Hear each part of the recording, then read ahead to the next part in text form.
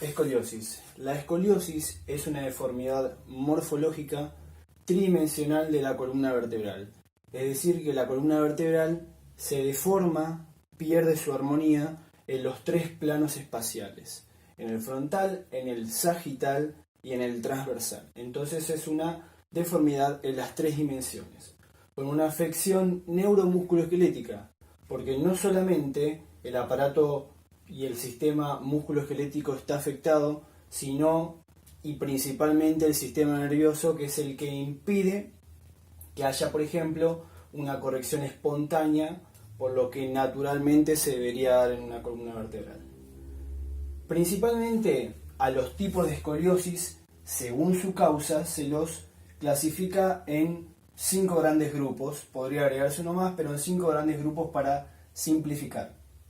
Las congénitas, también las patologías, ¿sí?, que son las que, por ejemplo, se forman durante la formación del embrión, el feto, el preembrión, es decir, todas las que se dan durante la gestación. Después están las neuromusculares, incluidas también, dentro de estas vamos a incluir las patologías propias de los músculos, ¿sí?, que por algún defecto o patología neuromuscular termina sucediendo una escoliosis. Las traumáticas, por impacto, accidente y demás. Las estáticas o posturales, por algún hábito sostenido que con el tiempo puede terminar en una escoliosis o en una actitud escoliótica. Y las idiopáticas representan aproximadamente el 80% de las escoliosis. Con idiopático significa de origen desconocido, es decir, que este tipo de escoliosis se llama de origen desconocido, porque actualmente no se sabe todavía, a pesar de que pasaron muchísimos años, a qué se deben la mayoría de las escoliosis que se presentan.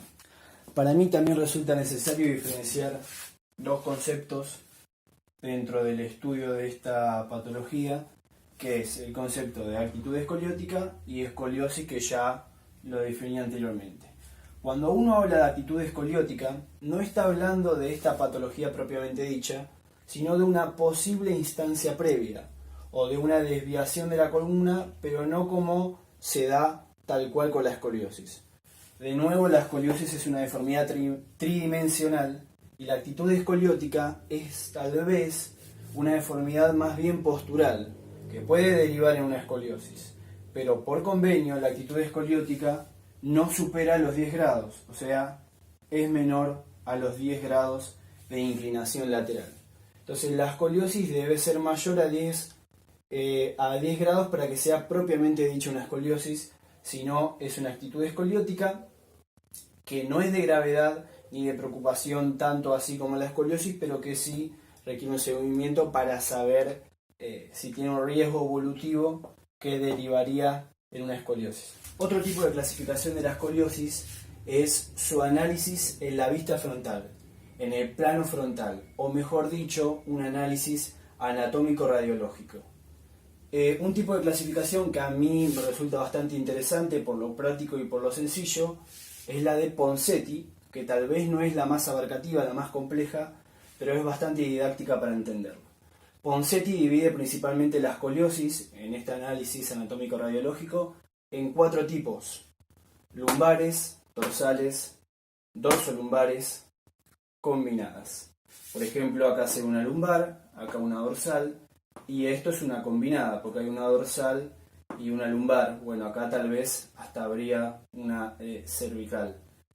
La dorsolumbar se podría dar en esta zona, ¿sí?, si continuara la curva, pero principalmente él divide la escoliosis en estos 4 tipos, que son los que principalmente se dan, si bien acá, por ejemplo, no menciona las cervicales, que también existen. Y él dice que las que mayor incidencia, o las que en mayor cantidad se encuentran, son estas, las combinadas, que son las que mayor riesgo evolutivo presentan, ¿sí? Y las combinadas pueden estar equilibradas o no.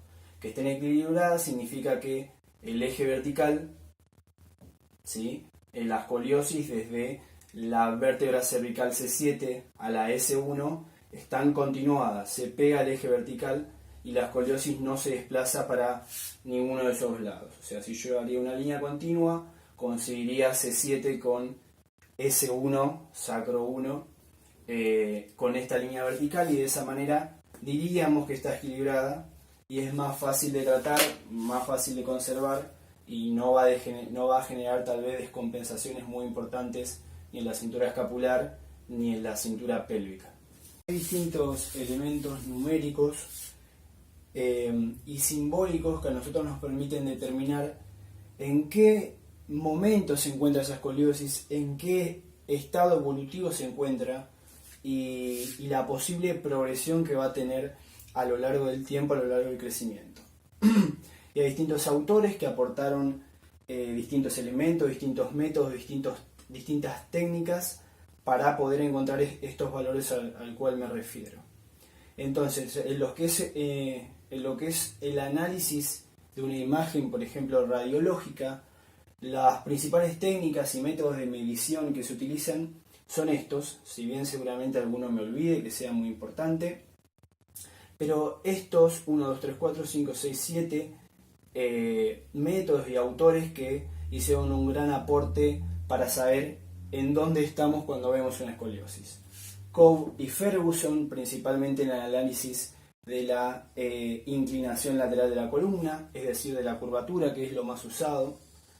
Cobb también junto con otro autor, estos siempre son con otros autores, nunca son solos en cuanto a estos datos que establecen. Cobb junto con otro autor también en cuanto al análisis de la rotación de la vértebra.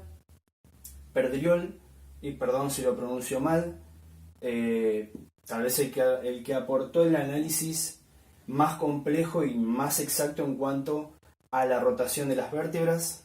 Meta, para analizar el ángulo costovertebral. Reiser, principalmente viendo los núcleos de osificación por encima de las crestas ilíacas, permite estimar una edad ósea y una madurez ósea aproximada para saber aproximadamente cuánto le queda por crecer a la columna vertebral. Y el atlas de Greenwich y Pale, que también permiten determinar el estado de la madurez ósea y estima cuánto podría llegar a crecer. Entonces, todos estos datos en su conjunto, junto también con la exploración física, que es fundamental, como las medidas antropométricas, los análisis fotográficos, hasta la misma charla personal, permiten determinar en qué estado se encuentra el paciente, en qué estado se encuentra la persona que tiene una escoliosis, y sumado a otros datos también como la edad, el sexo, entre otras cosas, permite saber una posible progresión que va a tener la escoliosis y principalmente qué medidas tomar para abordarla, detenerla y en lo posible a reducirla.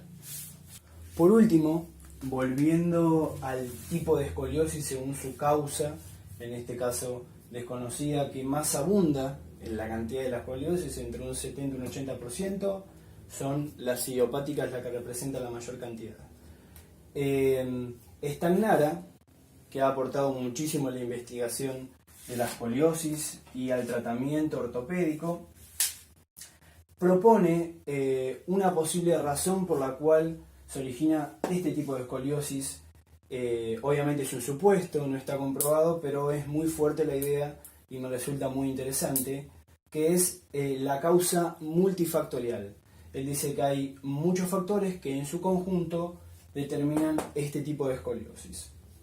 Principalmente el factor sería genético, una maduración anormal del sistema nervioso, acompañado también por un crecimiento desigual de los cartílagos de crecimiento y de la proporción de crecimiento de las vértebras, acompañado también por distintos elementos del metabolismo, distintas hormonas, neurotransmisores, que en su conjunto, estos tres factores, siendo el desencadenante principal del sistema nervioso central, determinarían factores biomecánicos, alteraciones biomecánicas que se fijan, ¿sí? Se fijan en la memoria, en el esquema corporal, en el sistema de aferencias propioceptivas que mantienen y eferencias propioceptivas que mantienen la postura correcta, determinarían estos factores biomecánicos este tipo de escoliosis que hoy en día no se sabe la causa exacta, pero Stagnara propone, ¿sí?, hecho el esquema por Namitson,